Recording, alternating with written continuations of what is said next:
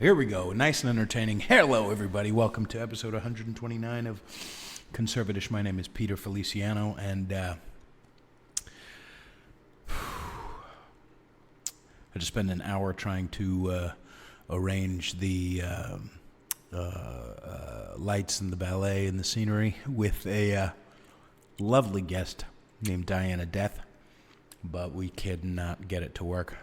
We spent an hour doing it, so instead I came down here to record by myself. That's fine. I'm fine with it. Everything's fine. I'm about 3 hours away from 14 days cigarette free, which is the first time I've done that since January of last year when I started smoking again. So that's a big fucking deal. Yay. Yay God. Yay all the people who have loved me through this. Yay patches and nicotine gum. Got rid of the patches about 3 days ago. And I'm on my last legs of nicotine gum because it kind of gives me heart palpitations. I think it gives me heart palpitations. It might also be the fact that I've eaten enough to gain like 20 pounds over the last 2 weeks. Think I'm fucking around, dude. Think I'm fucking around. I've told you before, and I'll say it again. When it's time to food binge, nigga, I food binge, okay? So anyway, make sure you subscribe wherever you're listening. I am the hardest working man in show business who's not in show business yet. So make sure you subscribe to my Patreon to give me money. And also just, find me on Instagram at Peter_Feliciano. Follow me and on Facebook and Twitter and all that bullshit. Rule 62 Peter, I think is, or Peter Rule 62, something like that on Twitter. And make sure you're subscribing wherever you're listening right now. I love you all very much. So we're going to do a little solo episode. Firstly, I just want to say, can we just tell the truth about why the coronavirus exists? Can we just tell the truth? Because we all know the fucking real reason. If in one hand you put thousands of people dying, and in the other hand you put Chinese people don't want to wash shit, like that's exactly that's really what it is Chinese people don't want to wash shit. That's the reason why thousands of fucking people have died, is because Chinese people just don't want to. They just don't want to wash shit. And that's okay. I mean, I'm not saying they're bad necessarily. I'm not saying they deserve to die or anything crazy like that. But can we just tell the fucking truth? The truth is, the reason why thousands of people have died is because Chinese people are like, it's fine, it's clean, whatever, it doesn't matter. You pick up a mango, this tastes like it was sitting in a bucket of bat heads. Don't be ungrateful. I'll just blow it off. It's fine. So that's why thousands of people have died, because Chinese people don't want to wash shit. Be fucking real. Be fucking real. I'm not saying they're bad people. I'm not saying they should be killed or anything, but can we fucking be real? I talk about white people all the time. I talk about how white people suck ass. Guess what? Chinese people can suck ass from time to time. And this is one of the ways that Chinese people suck fucking ass. They don't want to clean shit. They're not big on OSHA. Okay, I lived in Chinatown in San Francisco for 4.5 fucking years, okay? I actually went to China in 2015 for a week. I've seen this shit. Okay? I was walking one time, me and my ex-girlfriend are walking through a street like there weren't sidewalks where we were walking, and there was just this giant hole in the side of a building with workers throwing shit out of the side of the building, the hole in the building, onto the floor because they were doing construction or whatever. No cones set up, no motherfucker with a bullhorn saying, hey, don't get crushed by the shit. Just throwing it out, just good luck. I know it's a cultural difference, but like now it's costing the lives of thousands of motherfuckers across the globe because Chinese people just don't want to clean shit. Shouldn't that be something that we talk about? Shouldn't we at least acknowledge it? We're not allowed to fucking acknowledge it? They're having parades about anti-discrimination in San Francisco Chinatown, saying that, Chinese people aren't the enemy here. The virus is, kind of like, when you motherfuckers literally, I was walking through Chinatown in San Francisco, in a fucking America, by the way. This is not Shenyang, because I went to Shenyang in 2015. This is not a Shenyang story.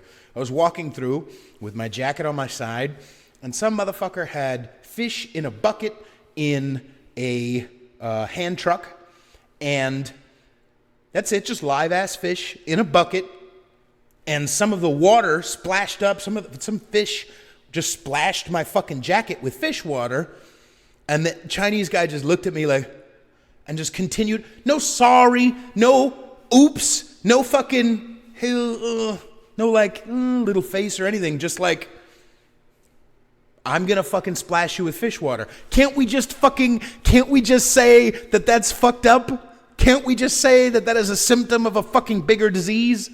I appreciate the fact that they're not as fucked up as we are when it comes to the American ego. How wonderful. But they've taken it too fucking far.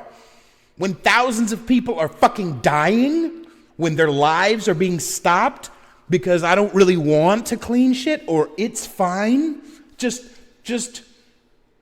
eat that dog, just skin that fucking dog alive and just eat it, fuck it, it's fine.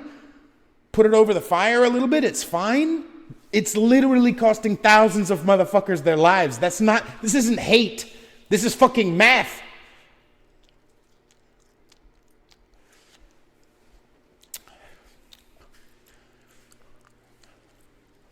I hope this is coming through because this is some gold. I was not echoing too much. I just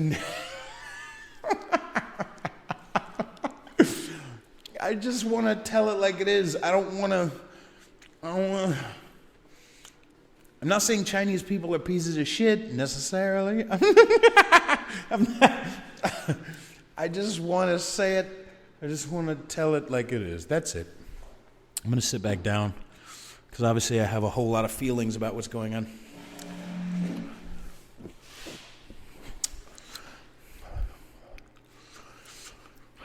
Okay.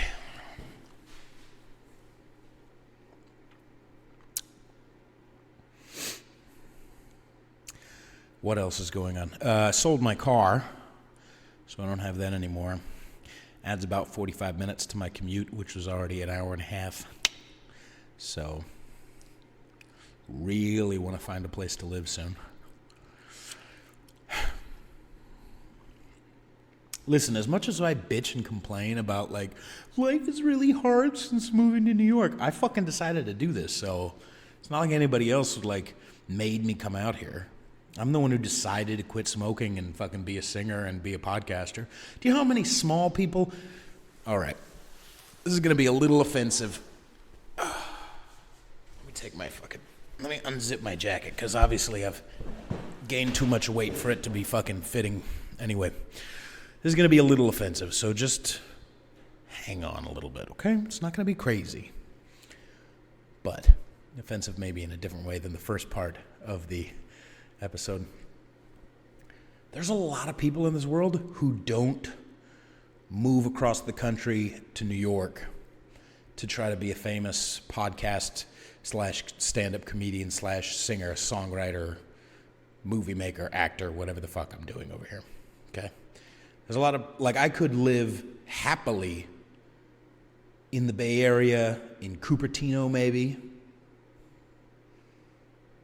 you know, East Palo Alto or some other dog shit area. I could work at a nice company in HR or take a quick class in accounting and just do that shit. I could live fine, you know, find a little little trashy little Bay Area bitch and just smoke cigarettes and live happily. Stay sober and kill it and just kick it and it'd be all right. I don't have to choose to do what I'm doing. I'm just saying, like, wouldn't it be so, this is, maybe I'm speaking only to the people who have just quit smoking. But,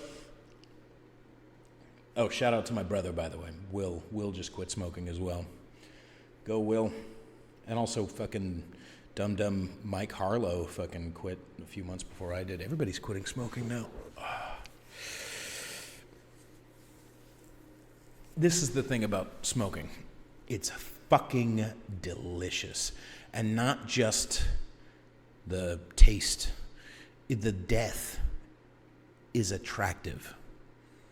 The giving up is attractive. I don't know why exactly. Maybe it's the grand scheme of, you know what? I don't need to risk it. Fuck it. I'm not going to risk. I'm just going to live small. I'm just going to slink back into my cave and not live a big life. And it's safer. So maybe that's it. Or maybe it's just the taste of cancer. Cancer tastes fucking good, dude. Ugh. Shit that is bad for you tastes good. You know, cigarettes and chocolate milk, that song from Rufus Wainwright. I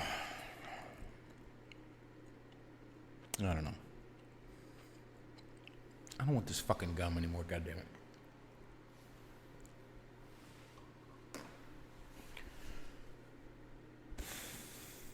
All I'm saying is chinks are going to kill us all.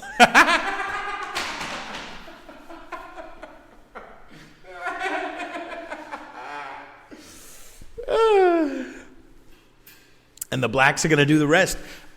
Listen. Let me. I can't imagine, because I've thought about, like, wouldn't it be cool if I could, like, didn't have to do any artistic stuff and I could just, like, run for office? Already some of the foul shit in my past would be like, no, we're not letting this. We're not letting this fucking. We've seen his internet history. We're not letting him do anything. But just the shit I've said online on any of these episodes, from fucking episode like 2 or 3, I was saying the N-word. Like, there's no way I would be allowed to run for office or any shit.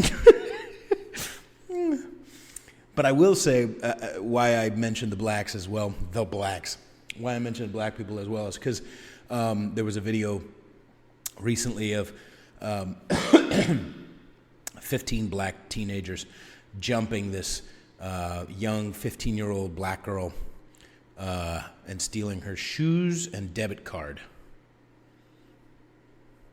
I guess it's because the white man kept them down. It's not because they're responsible for their own culture and activities and behavior. Now, don't get me wrong, I stole like a motherfucker back in the day before I got sober, and even a little bit afterwards. Like, I get it. I understand. And peer pressure's a motherfucker, but like, you're not, like, it's not okay to beat the shit out of a 15-year-old girl to steal her shoes. And I fucking guarantee out of those 15 black dudes who were all young, who beat the shit out of that 15-year-old black girl, like maybe one of them had a dad in the house. Maybe one of them, maybe 2 of them had a dad in the house. That's the problem. The culture, the shit rolls downstream, you know what I'm saying? Like, it's... But we can't talk about that. Just like we can't talk about Chinese people don't want to fucking wash it, we also can't talk about black people are not taking care of themselves. We can't just be honest.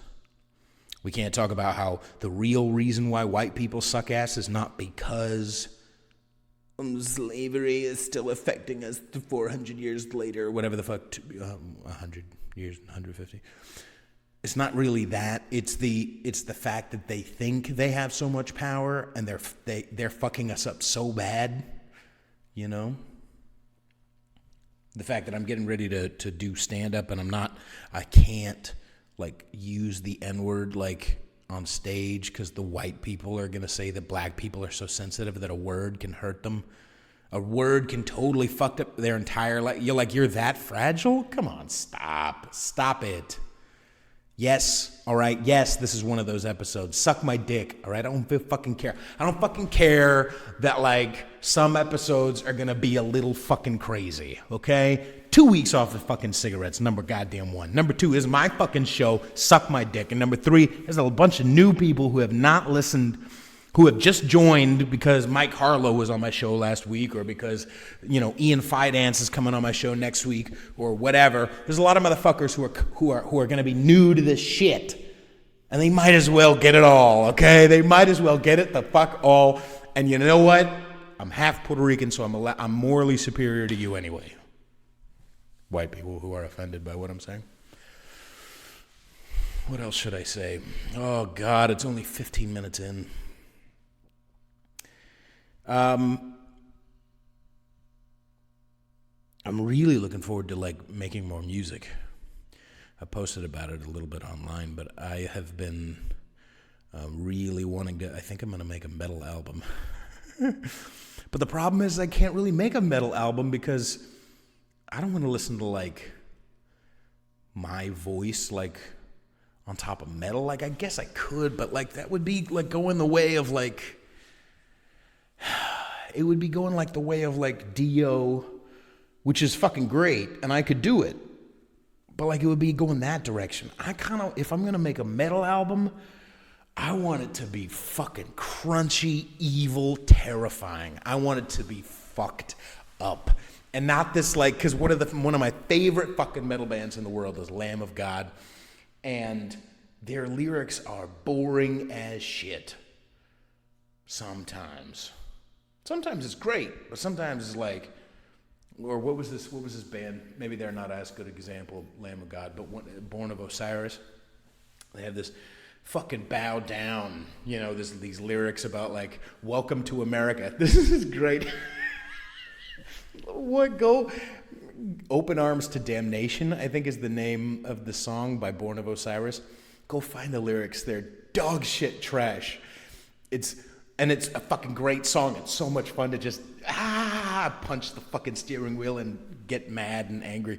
But the lyrics are, welcome to America, take a seat, grab a number, go down, and don't you dare stand up because you might just make a difference. What 14-year-old poem bullshit fucking lyrics are those? You might just make a difference. Shut the fuck up. Whatever douchebag from Seattle or San Diego or Los Angeles probably wrote those fucking lyrics. Fuck you, dude. Fuck you. That's one of the things I was thinking about today. There's a lot of musicians out there who are message first, composition second. And I am fucking not. I am composition above all. If I could... Yes, I enjoy writing lyrics. Yes, I enjoy telling stories. But mostly I just like writing music. I just want the melody and the harmonies and the stuff, and I just want the juice. I just want to squeeze the juice out of it, and I don't really care what I'm talking about. That's why Beck is one of my favorites, or Bowie, or I don't want to share a message. If you're one of those people who takes in music through the lyrics first, go fuck yourself. Go read a fucking poem, you cunt. You're the reason why fucking mumble rap is so fucking popular. Go fucking please die. Holy shit, die. I hope this isn't echoing too much, because this is obviously really important, all these words that are coming out of my mouth. Anyway, I have written some, I finally have really taken down some bits for stand-up, and I really have taken down some music as well. Wrote something I actually kind of like. So I'm getting there. Jefferson Berge, stop bothering me. Yeah, but it has been difficult. But, quitting smoking was a big, big, big piece of the puzzle. A fucking huge piece of the puzzle of moving forward with my career and with this whole move. Selling the car was a big fucking deal. The fact that I would pay literally $400+ $450 probably a month just to put a bullet in my career's head. Fuck. The fact that I would do that just so I could smell bad and look pathetic. Because I'm sorry, smokers, but you look pathetic. I am pathetic when I smoke. Oh, I can't help myself. I'm in control of something else. Life is hard. But you know, it is on the fucking flip side. It is romantic. The idea of just dying. It's just fucking romantic. You know, just a little bit of death. You know, just a little bit of sit back, take a break. The problem is I'm the type of person who, that's why I can't drink or get high like a non-alcoholic person, because I just want to take a break forever. You ever hear that phrase, oh, drinking really takes the edge off? I just want to sand the edge down and keep going. Like, I don't know why this world was designed with an edge to begin with. It's a flaw in the system. The matrix is fucked up. Let's just sand that fucking edge down.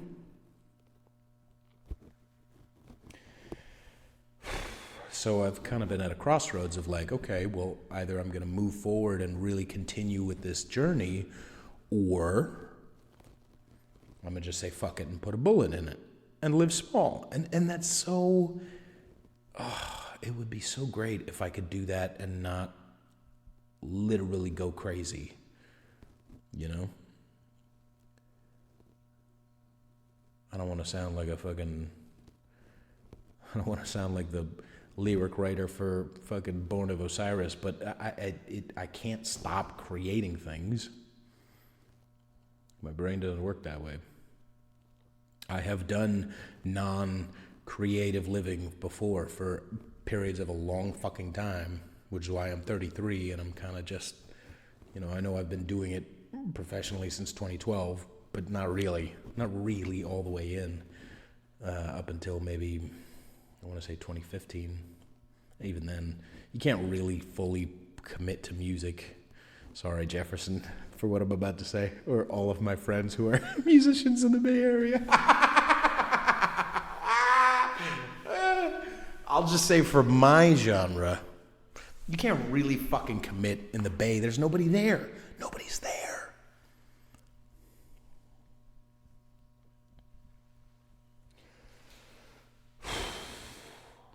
Anyway, there's a lot of really good episodes in the archives, by the way. If this episode isn't speaking to you, why don't you go listen to Kat, K-A-T. She's a great episode. Or Bruce. If you haven't listened to the Bruce episode, nigga, that's a fucking great episode. Or The Good Girl. Or My Brother Will. There's a bunch of amazing people I've had on this show. So I don't know. I hope I have a brand, kids. Like, I hope everything's, I think I do. I don't know. Maybe the brand is struggle. Maybe the conservatish brand is race jokes and struggle.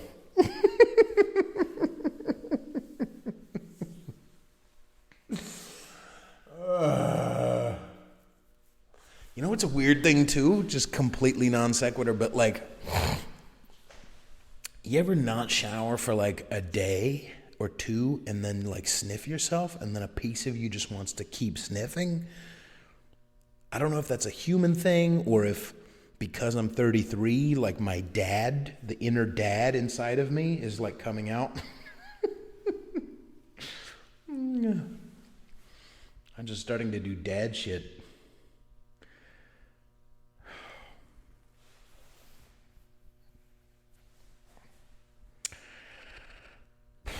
We're at 24 minutes, kids.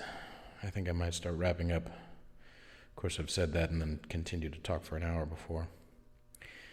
I don't know. So what's this message? What's this message been about? Oh, why did I start talking about the black kids? Oh, because the white liberals are like mad. Like they're mad. They'll talk about how white people are keeping those black kids in the violence business. But I just disagree. I just don't think that's the reason why that's happening. In fact, really the white liberals I know or the ones I see online don't even mention that. They'll say, man, violence is crazy. Oh, but by the way, the prison the prison complex, keeping kids in prison or keeping people in prison for long, like, yeah, but they like beat the shit out of a kid for their sneakers and a debit card.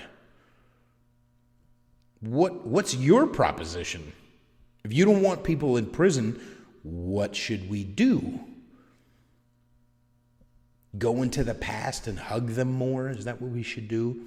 Create a time machine so that we can make sure everybody's perfect, gets the perfect amount of love and attention at all times? Maybe there'll be less violence if there's a woman in the White House. Maybe there'll be less violence and less human shit happening if the person who's in charge has a vagina.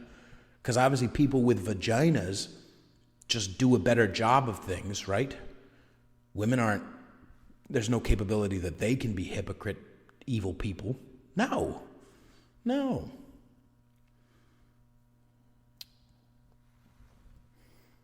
By the way, complete, again, non-sequitur. One of my favorite porns is to look up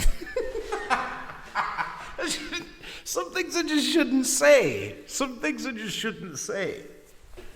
I like looking up how many skinny white teachers there have been who have fucked like 14, 15-year-old students. I just like looking through the Rolodex and finding the hot ones and just like trying to find the details on it, because that shit's hot, man. I'm sorry. I mean, it's not, and it's abusive and whatever. But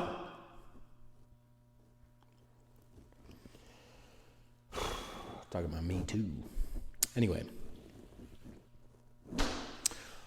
Ladies and gentlemen, I think I'm going to fucking wrap up because this has been a weird episode. Holy shit. I'm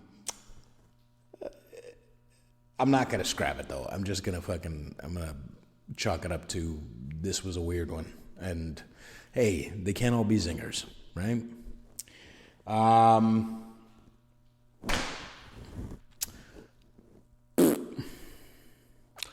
But, yeah, I mean, I was going to interview Diana Death, punk goddess who is also super anti-Latinx. But, I don't know. Not yet. We'll figure out the technology soon. I really need to shave. I'm looking at myself in this goddamn shit. I also need to lose like 15, 20 pounds. I'm starting tomorrow. But right now upstairs I have a bag of M&Ms and those little honey mustard pretzels. Whew. Snyder's honey mustard pretzels, though? God damn. Anyway, I already do feel better. I know this episode is not a good example of it necessarily because I said chink too much, but I do feel better not smoking. I do feel like I'm getting like huge swaths of time where I'm like, wow, I'm like saving money and I'm free and I can fucking really breathe and I can walk long distances and it's shit's getting better, so. If you want to quit smoking, you can. You can. If I can, I mean, I was in love with cigarettes for the last year. And I quit back in 2011. I stayed quit for 7.5 years. And then I thought, oh, I'm just going to pick up a pack tonight. Fuck you, dude. I was lying to myself. If you're thinking of like, oh, I'll just smoke one. Nah. This feeling is temporary. Smoking is forever. Smoking is forever. Once I take a fucking cigarette, I don't care. Maybe I'm only speaking to the fucking alcoholics or the addicts in the fucking audience. But holy shit, once I have one, that's a lifestyle now, Because in the back of my mind, it's just like, yeah, give me, yeah. So don't smoke, kids. Or if you do, you can quit eventually when it gets painful enough. Anyway, for all those listening, still, subscribe, and pray for me. Yeah, send good vibes, because not just I need them for my life or whatever, but also I need to find a place. I've been touring fucking tons of places, and every single place is either dirty or the landlord's a creep, or, it's just 50 minutes away from my job, or it's this or it's that, or they want a year lease, but it's like right on the border, and it's just like, and also I have to work at the same time to support myself and drive, or take a train, 2 hours to work and back. So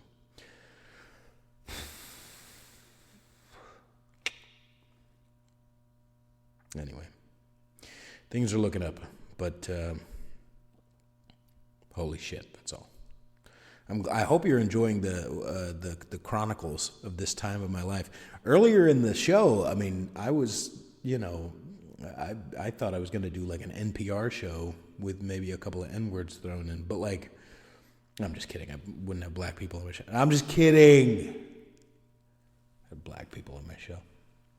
I keep trying to I forgot. I got to reach out to his pioneers. He's a black guy in Brooklyn who wears cowboy stuff. Anyway. So, make sure you subscribe. Follow me on Instagram at Peter_Feliciano. This is how I talk now that I quit smoking. And you can support my move and podcast and music at patreon.com/conservatish. And also you can just make sure you go listen to my album, because I am fucking whatever. You've already listened. The people who are listening right now, by now in the episode, have already heard the album. Because the rest of you motherfuckers are like, I gotta get I'll check in next week. I swear, next week's episode will be different. Is this too close to the camera? I think this is a little too close to the camera. This is a really weird episode. I love you very much, though. Make sure you subscribe and share this with your less offendable friends. And, if you pass by a Chinese person in the street over the next couple of weeks, just cover your mouth. That's all. I love you very much. Bye, everybody.